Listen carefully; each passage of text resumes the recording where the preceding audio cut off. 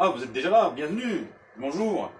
Alors comme vous avez pu le constater, nous allons démarrer un nouveau type de vidéo où nous allons parler du canon catholique, autre nom de la Bible. Alors au sommaire, nous allons voir, donc la première vidéo va être consacrée un peu sur l'établissement du format, dans lequel nous allons développer dans les prochains épisodes comment nous ferons pour parler des textes sacrés qui se retrouvent dans la Bible.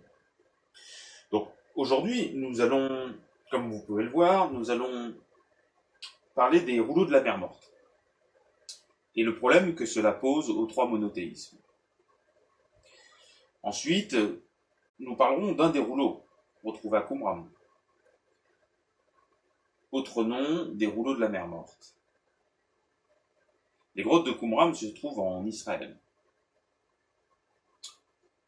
Un de ces rouleaux s'appelle le rouleau de la guerre des fils des ténèbres contre les fils de la lumière. Nous en parlerons. Ensuite, nous parlerons de la naissance de l'hermétisme, la naissance de la science hermétique.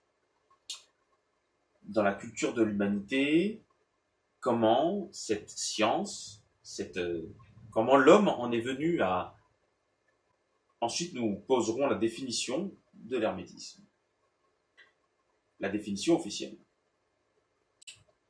Ensuite, nous parlerons de la Bible, l'autre nom du canon catholique, et nous apporterons la définition officielle. Ensuite, comme vous le savez, la Bible est le rassemblement de plusieurs textes sacrés avec plusieurs auteurs au fil des siècles. Donc, nous aborderons la question qui a décidé de rassembler ces livres ensemble et de lui donner le nom de la Bible. Est-ce que les auteurs auraient été pour ce rassemblement? Ensuite, nous allons faire un peu une action synthétique de ce qui a été vu et nous allons poser la question: est-ce que les écrivains de la Bible est-ce que tous les écrivains de la Bible, ou certains écrivains de la Bible, étaient en possession d'un hermétisme? Ensuite, la question qui se pose et qui est évidente, c'est: est-ce que leurs écrits, s'il y a eu des écrivains de la Bible qui avaient un hermétisme, ou si tous possédaient un hermétisme, est-ce que leurs écrits contiennent le code hermétique universel? Et nous finirons par le dévoilement de la supercherie. Donc les rouleaux de la mer Morte sont une découverte archéologique faite entre les années 40 et 50, faite par un bédouin qui promenait ses chèvres dans le désert de Judée, sur les hauteurs, voilà, là où il y a, de toute façon vous allez le voir sur la, voilà, donc il retrouve des amphores fermés hermétiquement, d'autres cassés, et avec à l'intérieur des rouleaux. Ces rouleaux, on le saura plus tard, seront la bibliothèque d'une communauté. Alors, cette découverte, dans les années au XXe siècle, va poser un problème historique, qui n'est pas révélé et qui n'est pas beaucoup relayé, me semble-t-il. Donc, nous allons déjà contextualiser. Le peuple juif a eu son premier temple, le temple de Salomon, détruit par les Babyloniens et la dynastie des Nebuchadnezzar, Belshazzar, enfin son petit-fils, voilà, cette dynastie babylonienne qui détruit le temple et amène en exil en Irak, actuellement en Irak, mais en Babylonie, dans le royaume de Babylone, les Juifs et surtout les familles, les grandes familles juives. Certains vont se voir confier des postes importants dans le royaume de Babylone. Cet exil durera quelques années, à peu près un peu plus d'un siècle, et sous le règne des Perses, Darius et cette lignée recommande aux Juifs de revenir en Israël pour rebâtir le deuxième temple. Mais les choses ne se passeront pas comme avant. Il n'empêche que durant cette période, 500 ans avant Jésus-Christ, jusqu'à peu près en l'an 100 après Jésus-Christ, donc à peu près pendant 500 ans, 500-600 ans, le judaïsme va connaître des bouleversements profonds. Il va être divisé en 4 tout au long de cette période, il va se diviser en 4 parties. Avant la construction du premier temple, le judaïsme était déjà divisé plus ou moins comme cela, mais ce n'était pas officiel. L'exil de Babylone et la construction du deuxième temple va permettre, comme vous voyez d'ailleurs sur le schéma, va permettre d'affiner et vraiment d'institutionnaliser, on va dire, cette division de la communauté judaïsante. Alors le premier judaïsme va se centrer sur le pouvoir politico-religieux du judaïsme. On en a un exemple avec les Maccabées, plus tard avec les Zélotes, qui font du judaïsme, qui pour eux, le judaïsme doit avant tout être politisé. Les Zélotes, les Maccabées sont des groupes. Alors, les Maccabées, sous le règne d'Antioche, le règne grec d'Antioche, les Maccabées refusent certains décrets d'Antioche et forgent un pouvoir politique contre le pouvoir grec qui avait annexé Israël, les terres d'Israël, et qui était donc une province grecque. Nous avons aussi l'exemple des Zélotes, alors ce sont des formes différentes, mais c'est le même judaïsme politique. Les Zélotes, eux, quant à eux, c'est sous le pouvoir romain, ils refusent la politique romaine, et ça ira au retranchement à Masada, dans le désert de Judée. Il y a un autre dans la communauté, dans le judaïsme, il y a une communauté qui se forme et qui se centralise autour du pouvoir sacerdotal, de la prêtrise, du temple. Cette communauté, veut recentrer le judaïsme sur le temple, et le sacerdoce et la prêtrise. il sera beaucoup plus connu sous le mouvement des Sadducéens. Vous le retrouvez dans la Bible, dans certains textes.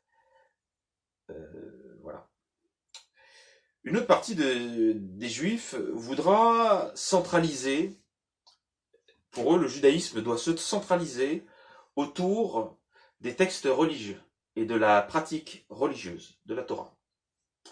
Donc, on va dire qu'ils ont une approche beaucoup plus légaliste.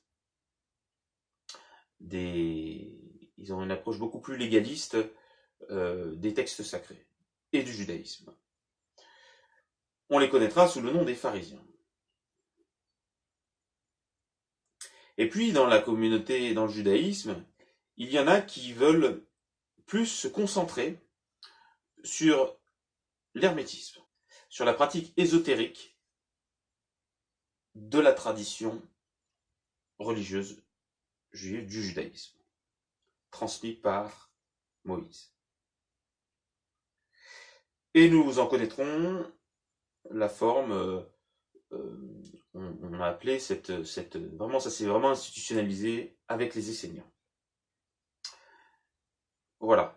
Donc, le judaïsme, tout au long du moment où alors les premiers, le premier judaïsme politique, c'est quand il prend naissance à l'époque des juges, car vous savez qu'Israël était une nation, était un territoire divisé en 12 tribus d'Israël, et qu'il n'avait pas de roi. Il n'y avait que des anciens à la tête des villes, enfin, ils suivaient la Torah. Il y avait un temple, un tabernacle, mais voilà. Donc il y avait un pouvoir sacerdotal avec des lois, mais il n'y avait pas de roi, il n'y avait pas de pouvoir temporel matérialisé. Et les premiers élans politiques du judaïsme naissent à ce moment-là, lorsqu'il est fait la demande à Samuel, c'est-à-dire qu'avant, Israël ne reconnaissait que les juges, les prophètes et les prêtres. Et à un moment donné dans l'histoire d'Israël, il est demandé un pouvoir politique en la matérialisation d'un roi. Le premier sera Saül, roi d'Israël, et le deuxième, Daoud, avec son fils Shlomo, Salomon. Voilà. Il en va de même pour les autres. Ça a toujours été on va dire des ambitions larvées, et vraiment, c'est à la construction du deuxième temple jusqu'à la destruction du deuxième temple par Rome, que ces mouvements communautaires dans le judaïsme vont se préciser, s'affiner. Et la communauté essénienne, à un moment donné, n'aimant pas ce judaïsme politique, légaliste et sacerdotal,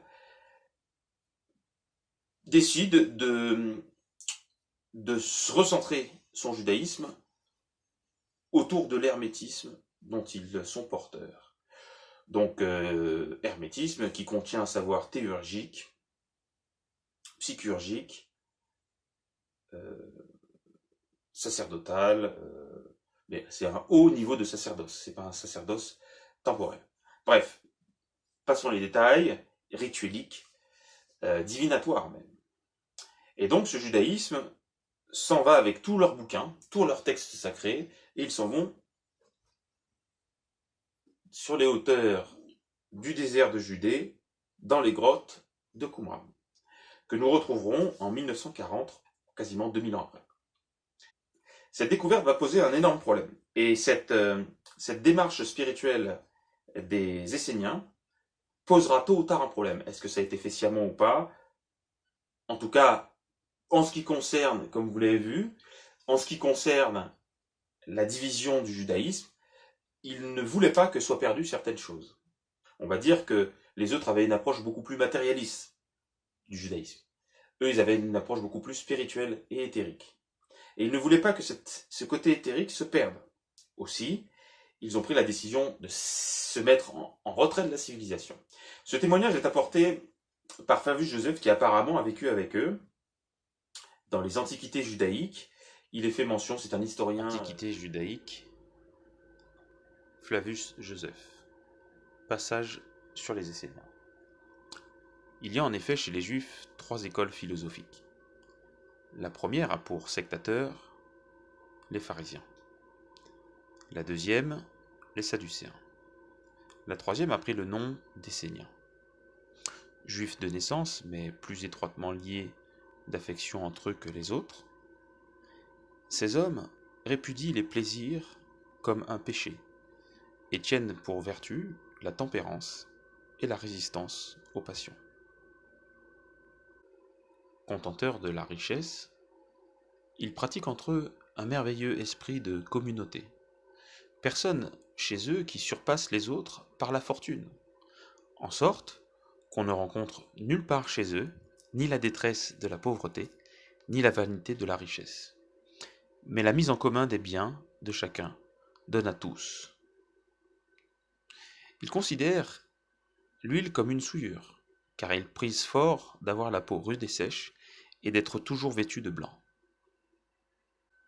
Avant le lever du soleil, ils ne prononcent pas un mot, profane. Ensuite, jusqu'à la 5e heure, ils travaillent de toute leur force.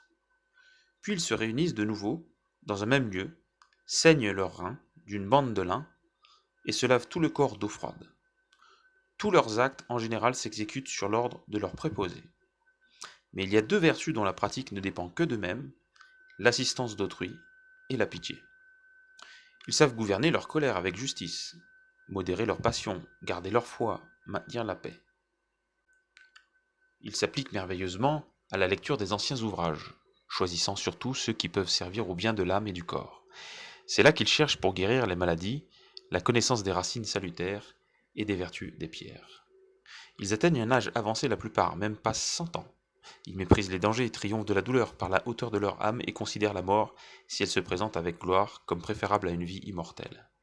Il y en a même parmi eux qui se font fort de prévoir l'avenir, à force de s'exercer par l'étude des livres sacrés, les purifications variées et les paroles des prophètes, et il est rare qu'ils se trompent dans leurs prédictions.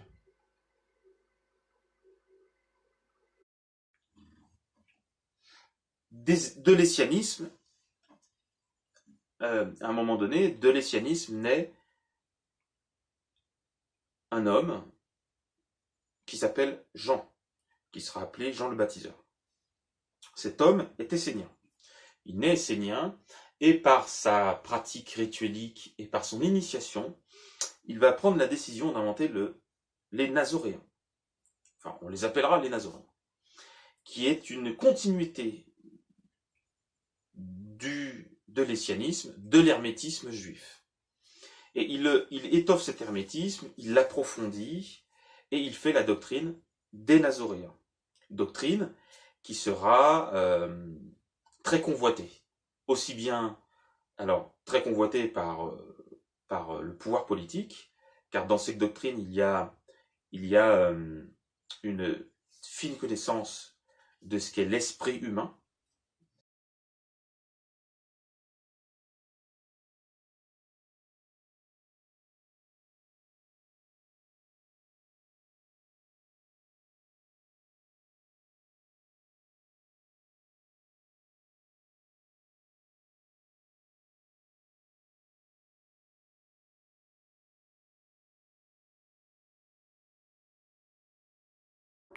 Seigneur, dans l'instant, celui qui contemple ton apparition, est-ce par l'âme qu'il voit ou par l'esprit? Le maître répondit, ni par l'âme ni par l'esprit, mais l'intellect étant entre les deux, c'est lui qui voit et c'est lui qui.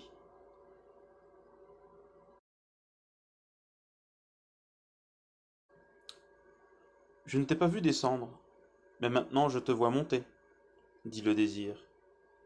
Pourquoi mens-tu, puisque tu fais partie de moi? L'âme répondit, moi je t'ai vu, toi tu ne m'as pas vu. Tu ne m'as pas reconnu, j'étais avec toi comme avec un vêtement, et tu ne m'as pas senti. Ayant dit cela, elle s'en alla toute joyeuse. En tout cas, le nazoréisme va créer dans la communauté juive une effervescence spirituelle. à tel point que même le nazoréisme se déclinera en plusieurs communautés, dont les Ébionites, qui fonderont l'islam.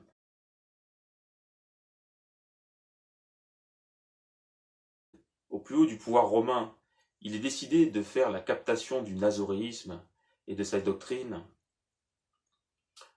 pour rétablir, on va dire, le calme dans les provinces romaines, et que Constantin décide d'en faire la religion d'État. Il n'a pas connaissance de l'existence des grottes de la mer Morte. Aussi, quand ils vont fonder l'ensemble des textes religieux, quand ils vont rassembler tous les textes religieux qu'ils appelleront la Bible, ou le canon catholique, ou les textes sacrés catholiques, ils ne connaissent pas les grottes de Qumran. Ils ne savent pas que les Nazoréens sont des Esséniens. Ils ne savent pas, ou ils le savent, mais ils ne savent pas que les Nazoréens ont décidé de cacher des textes. Bref, donc ils font leurs textes, et voilà le problème, les deux problèmes que posent ces grottes de Qumran. C'est-à-dire qu'en fait, ils révèlent que les textes sacrés, les textes qui étaient considérés comme sacrés, ne l'étaient pas par Rome. Plus tard, on découvrira certains textes ressurgiront. On appellera alors ces livres apocryphes.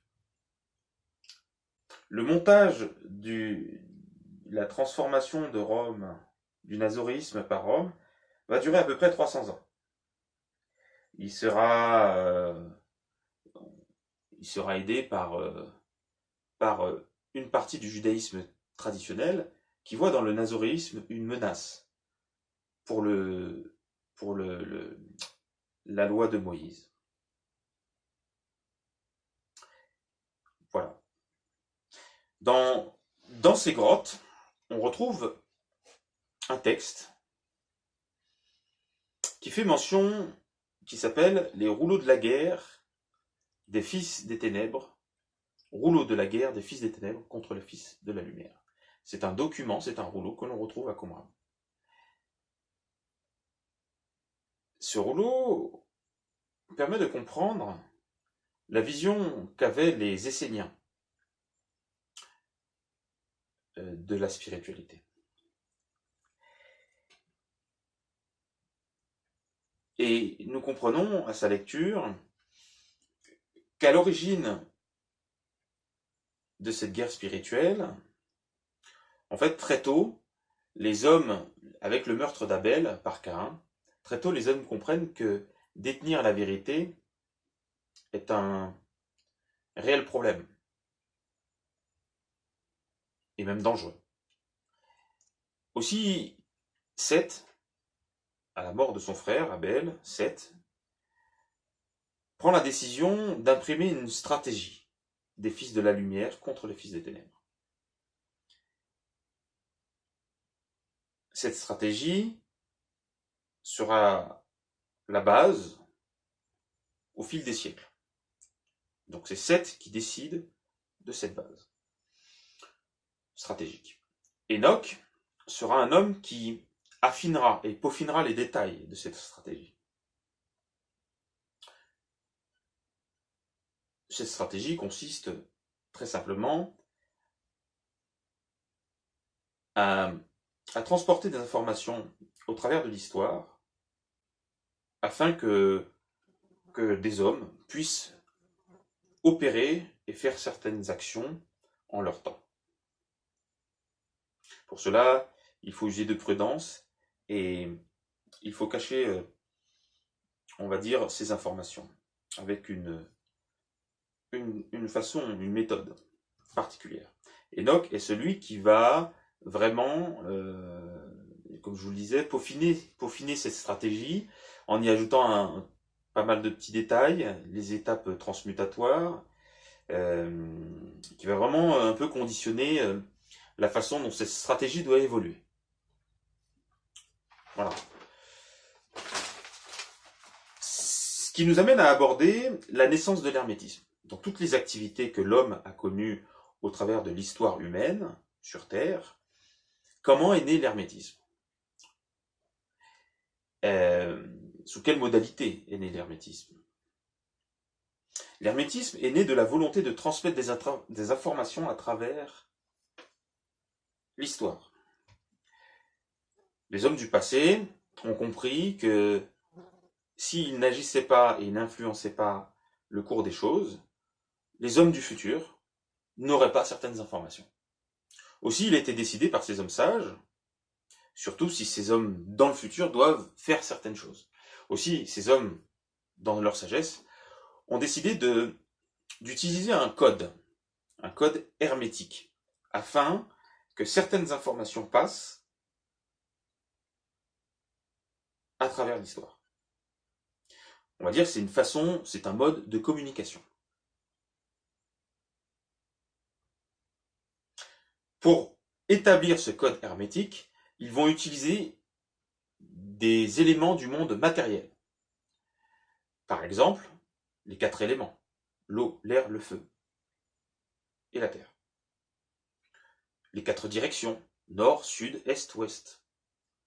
Les 10 séphirotes, l'infini du haut, l'infini du bas, l'infini du bien, l'infini du mal, l'infini du début, l'infini de la fin, etc., etc.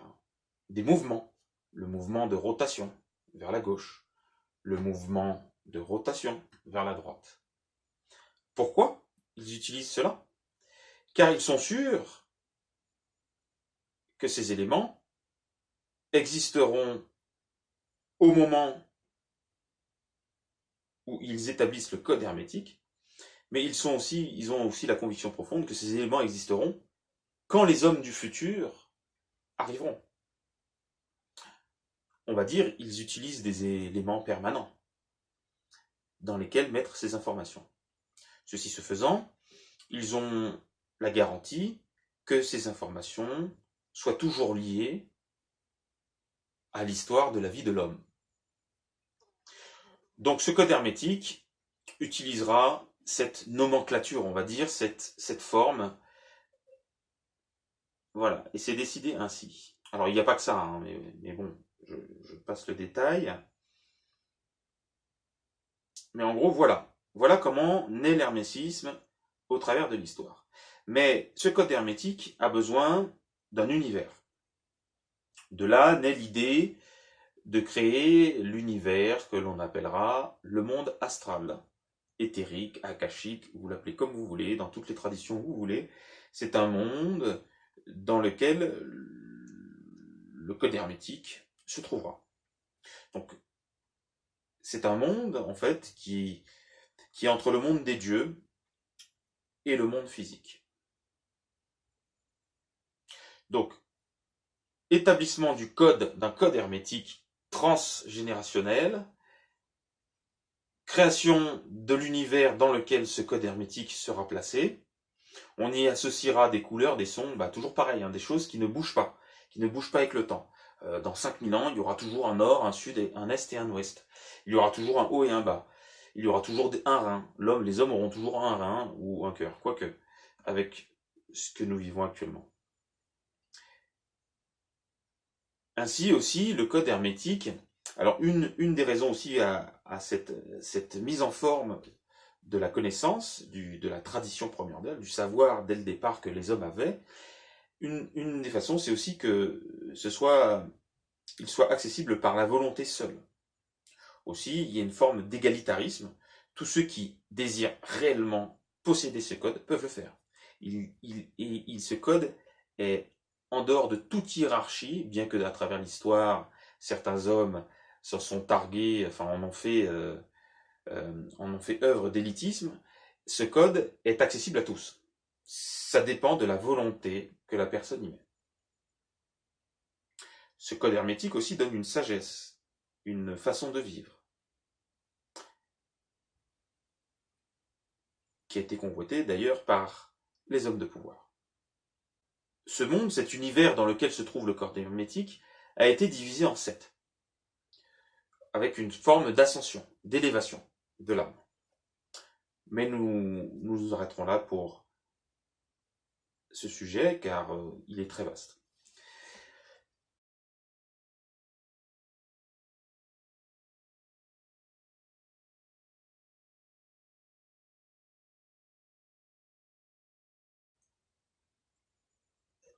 Par ailleurs, c'est sur ce terrain-là, alors il y a un proverbe chinois qui dit, si tu veux vaincre le tigre, il faut le faire sortir de la montagne. Dans les 36 stratagèmes chinois, c'est un livre de référence de la culture asiatique, euh, qui est adossé, on peut dire, à l'art de la guerre. Il est fait, un des stratagèmes est celui-ci. Si on veut, ce proverbe indique que si on veut avoir la victoire sur quelqu'un qui sera beaucoup plus fort, il faut l'amener sur un terrain qui lui est inconnu, où il n'a pas ses repères. Aussi, dans ce format de vidéo où nous parlerons, où nous égrènerons le canon catholique, nous allons amener les choses sur le terrain de l'astral. C'est un terrain où il nous semble que l'Église romaine catholique de l'époque est hors jeu, ne sait pas faire, puisqu'ils n'ont pas vu le corps hermétique dans la Bible, enfin dans les textes qu'ils ont rassemblés, qu'ils ont appelés la Bible. Donc, nous analyserons le canon catholique avec un rapport hermétique. Et de là vient l'autre partie que nous aborderons, c'est est-ce que les hommes, les écrivains de la Bible, alors avant, il faut quand même parler de la Bible. La Bible, ce sont des livres qui ont été écrits à des époques différentes et qui ont été réunis dans un premier temps. Une des références, c'est la Septante, où on a réuni ce qu'on appelle l'Ancien Testament, tous les livres de l'Ancien Testament. Donc ce sont des livres qui ont été écrits à des époques différentes, par des auteurs différents. Et la deuxième partie, le Nouveau Testament, qui est tous les écrits que l'on trouve après l'apparition de Jésus-Christ, Yeshua, vous l'appelez comme vous voulez. Donc voilà, ces livres ont été mis ensemble par l'Église catholique romaine, et on a dit et décrété que tous ces textes-là étaient inspirés de Dieu et sacrés, et voilà. Amen. Or, une question se pose, c'est est-ce que ces auteurs, les auteurs de ces textes sacrés, est-ce qu'ils étaient en possession d'un hermétisme? Si oui, notre opération va être assez simple, d'amener les textes sacrés sur le terrain hermétique, afin, voilà. Et puis, une deuxième question se pose, c'est si les auteurs avaient un hermétisme, est-ce qu'ils, quand ils ont écrit leurs livres, est-ce qu'ils ont transféré cet hermétisme dans leurs textes? Puisqu'on se rappelle que l'hermétisme, le but premier de l'hermétisme est de transférer des informations aux personnes du futur. Donc voilà, donc ce qui pose ces deux questions-là. Donc nous analyserons les choses comme ça. Nous pouvons dire sans trembler que la Bible est l'autre nom du canon catholique. Il faut appeler un chat un chat. La Bible, en fait, la mise en forme de la Bible, et toutes les églises chrétiennes, qu'elles soient protestantistes, baptistes, pentecôtistes, évangélistes, adventistes, témoins de Jéhovah, peu importe, toutes ces églises chrétiennes, orthodoxes, partent de la mise en forme de l'église romaine catholique. Alors après, il y a des choses qui changent, voilà, mais n'empêche que le format, surtout de l'Ancien Testament, c'est la Septante. Voilà, donc on va dire que c'est la première partie, c'est le judaïsme traditionnel qui l'a mis en forme. La deuxième partie, c'est l'Église catholique romaine. Donc, comme vous l'aurez compris, la Bible, on va dire, est fabriquée. Ce rassemblement de textes sacrés est fabriqué par des hommes de pouvoir. Car quand le nazaréisme dérangeait la société dans ses plus bas principes, par exemple, il y a un édit de Constantin qui demande aux soldats romains, tout nazoréen qui est trouvé en train de ne pas manger de viande, donc d'être végétarien, ou de revendiquer le fait d'être végétarien, devait se voir couler du métal fondu dans la gorge. Donc c'était une dissuasion à être végétarien. Il fallait manger de la viande. Donc les nazoréens étaient bien évidemment végétariens.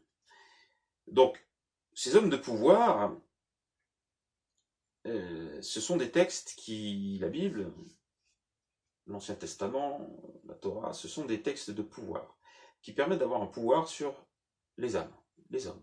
Aujourd'hui, il y a à peu près 9 milliards d'êtres humains, environ, et les 2 tiers sont dans les grandes religions. Nous pouvons dire qu'il y a à peu près 5 à 6 milliards d'êtres humains qui sont sous l'influence de la Bible.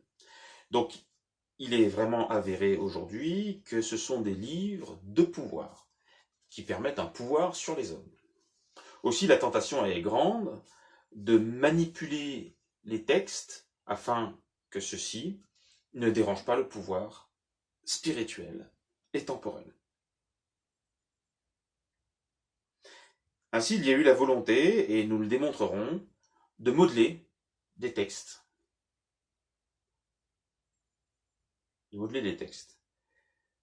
Le souci, c'est qu'ils ne connaissaient pas le code hermétique. L'Église catholique romaine n'était pas en possession du code hermétique, puisque c'était un code qui était transmis par initiation. Aussi, lorsqu'ils ont fait la manipulation de ces textes, ils n'ont pas réussi à identifier le code hermétique. Donc, il est fort possible qu'ils aient laissé à l'intérieur des textes sacrés un code hermétique. Ils ont modifié certains textes, ça on le sait aujourd'hui, grâce notamment à Qumran. Et là, à ce moment-là, quand ils ont modifié les textes, ils ont découpé des textes, ils ont carrément enlevé le code hermétique, s'il y en avait un. Donc vous le comprendrez, toutes ces informations que l'on mettra à votre attention et à votre jugement vous permettra de comprendre que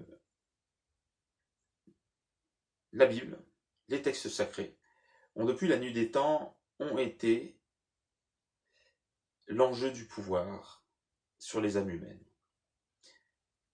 Et ce, au prix de leur enfermement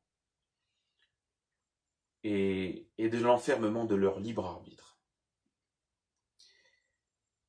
Pour conclure, nous sommes heureux d'avoir le privilège et je suis heureux d'avoir le privilège de commencer cette série portant sur le canon catholique et surtout de l'aborder d'une façon nouvelle sur le terrain de l'hermétisme. Nous n'allons pas l'aborder sur le terrain de la canonicité, puisque la canonicité, c'est eux-mêmes qui l'ont modelé, qui l'ont façonné. Autant dire que nous serons réduits à perdre d'avance. Aujourd'hui, avec Internet, tout est possible, tout est accessible. Donc nous comptons aussi sur votre volonté, pour ceux qui le veulent, d'en savoir plus, afin de faire des recherches. Maintenant, sur Internet, nous avons accès à énormément de documents. Voilà, nous allons finir par un exemple précis, et nous commencerons par le livre de la Genèse, fait par Moïse. Alors là, c'est un peu facile, parce que Moïse était instruit dans la sagesse des Égyptiens, et qu'il ait un hermétisme en sa possession est d'une évidence on ne peut plus certaine. Donc sur ce coup-là, ça va être assez facile. Les 5 premiers livres de la Bible vont être assez faciles. Mais nous allons finir par un exemple, justement, de Moïse. Alors, cet exemple, les temples égyptiens, notamment celui de Luxor et d'autres, ont été faits, on va dire, sur un plan humain. C'est-à-dire qu'ils ont été édifiés de façon à représenter, à être un schéma du corps humain. Et comme vous le pensez, le cerveau, la tête, avait une pièce dédiée. Et dans cette pièce dédiée, en général, on y déposait une boîte. On séparait cette pièce, et cette pièce et dans une de ces pièces, on y posait une boîte. Tout ceci afin de préfigurer quelque chose de bien précis. Effectivement, dans la tête, il y a notre conscient et notre inconscient. Et à l'intérieur de notre inconscient, il y a des forces. Il y a une force. Et peut-être que les Égyptiens, dans leur profond hermétisme, voulaient signifier cela par leur bâtiment. Moïse, quand il fonde le peuple d'Israël, décide de bâtir un tabernacle avec une cour, un saint, un très saint. Et dans le très saint, d'y mettre une arche. Et dans cette arche, d'y mettre quelque chose. On peut se rappeler donc, de l'entourer d'or, et dans cette arche était en or, et dans cette arche on y mettait encore une boîte. Voilà. Ça nous rappelle un peu le livre de Thoth. La tradition veut que le livre de Thoth soit dans une boîte, qui est dans une boîte, qui est dans une boîte, qui est dans une boîte, et qui se retrouve dans le Nil. Voilà, et puis après qui se retrouve... Enfin, Il voilà. est 15h. Donc, comme vous l'aurez compris, voilà un exemple qui fait la démonstration que Moïse a étant influencé et ayant reçu une initiation hermétique, avec des informations bien précises, a écrit et a façonné le peuple d'Israël avec cet hermétisme. Voilà. Voilà un peu ce qui nous attend dans les prochains textes. Je vous souhaite tout le meilleur du monde et je vous dis à bientôt.